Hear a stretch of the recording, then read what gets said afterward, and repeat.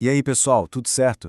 Hoje a gente vai mergulhar fundo em Laranja Mecânica, do Anthony Burgess. Sabe, aquele livro tão, mas tão polêmico que o próprio Stanley Kubrick, depois de fazer o filme, mandou tirar de circulação por décadas. Nos próximos minutos a gente vai entender por que essa história, que parece ser só sobre um adolescente psicopata, na verdade é sobre a natureza da escolha humana. E o mais importante, vamos revelar o tal do capítulo 21, um final que a maioria das pessoas, incluindo o Kubrick, nem viu e que, sério, muda absolutamente tudo. Bora começar?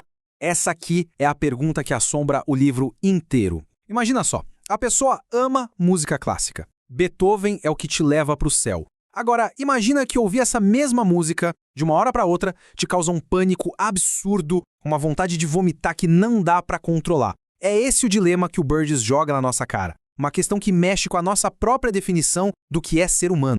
Para entender a urgência, a brutalidade desse livro, a gente precisa primeiro conhecer quem o escreveu, o Anthony Burgess, e as circunstâncias bem dramáticas que levaram ele a criar essa obra. A urgência toda do livro tem uma origem bem trágica, na verdade. O Burgess foi diagnosticado, erroneamente, com um tumor cerebral terminal. Os médicos deram 1 ano de vida para ele. Imagina o desespero. Ele começou a escrever sem parar, feito um louco, para garantir que a esposa dele tivesse algum dinheiro depois que ele morresse. E essa corrida contra o relógio deu pro romance essa energia, essa coisa desesperada e um propósito filosófico muito, muito profundo. E o título?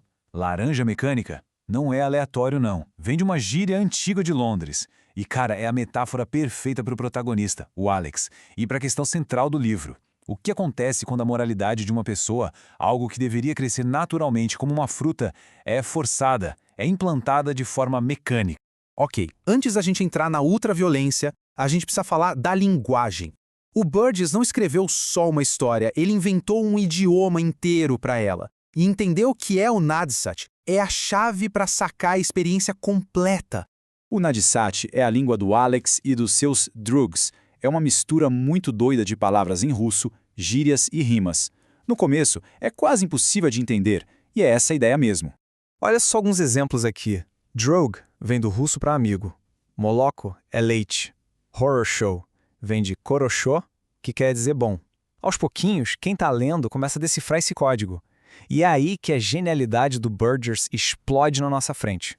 O genial aqui são os 3 motivos para essa criação. Primeiro, a linguagem meio que suaviza a brutalidade. Falar em Downs to Shock soa bem menos pesado do que espancar alguém até a morte, né? Segundo, isso força quem lê a aprender a língua do monstro. E o terceiro passo é o mais incrível. Ao fazer isso, a gente começa a pensar como o Alex. Isso cria uma empatia que a gente não queria ter. Uma coisa que deixa a gente bem perturbado. Com a linguagem pronta, o Burgess joga a gente de cabeça no mundo do Alex. O mundo de violência que ele acha bonita e a solução aterrorizante que o Estado encontra para curar ele. Esse é o Alex, um adolescente de 15 anos, carismático, inteligente, que ama Beethoven como uma paixão que beira o sagrado, e que, ao mesmo tempo, é um sociopata completo. Ele e os drugs dele passam as noites bebendo leite com droga no Korova Milk Bar, e depois saem para cometer todo tipo de ultraviolência, que culmina num ataque brutal que finalmente leva ele para a cadeia. Na prisão, ele fica sabendo da tal técnica Ludovico, uma cura que promete resolver tudo em 2 semanas. O tratamento é uma lavagem cerebral brutal. Eles injetam drogas que causam um enjoo terrível, prendem os olhos dele com grampos e o forçam a assistir cenas de violência extrema. O resultado é eficaz, ele se torna incapaz de ser violento. Só que tem um efeito colateral devastador. Usam a 9ª Sinfonia, a música que ele ama, como trilha sonora. E agora, a única coisa que trazia beleza para a vida dele também causa uma dor insuportável. E é exatamente aqui que o livro deixa de ser só ficção e vira uma investigação filosófica profunda sobre o que é o livre-arbítrio. Então, aqui tá o pulo do gato, sabe? O ponto central. O Alex não escolhe ser bom. Ele é fisicamente incapaz de ser mal. Essa bondade programada, ela significa alguma coisa? Tem algum valor?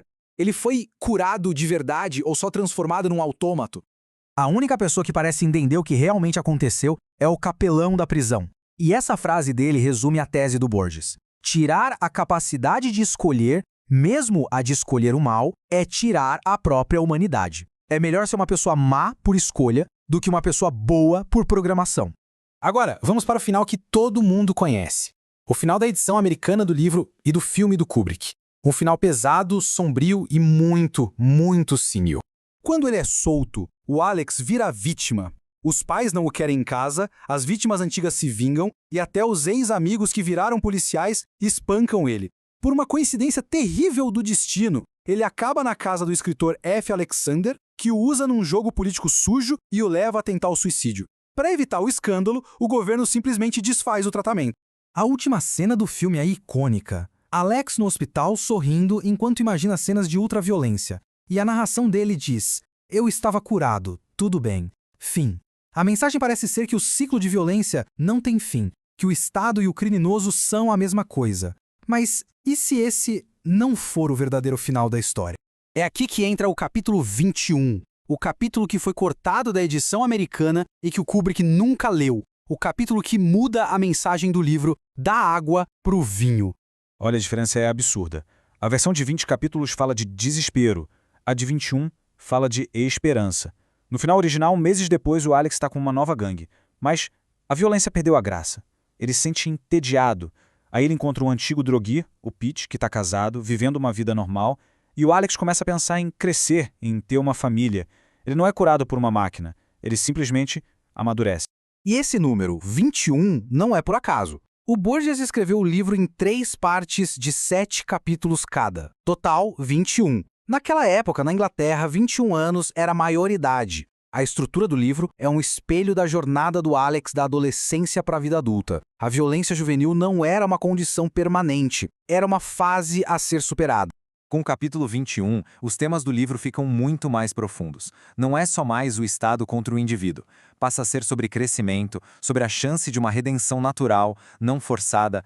É sobre a ideia de que a maturidade e não a punição é a verdadeira resposta para a violência da juventude. Isso traz a gente de volta para o hoje. As perguntas do Burgess são mais atuais do que nunca.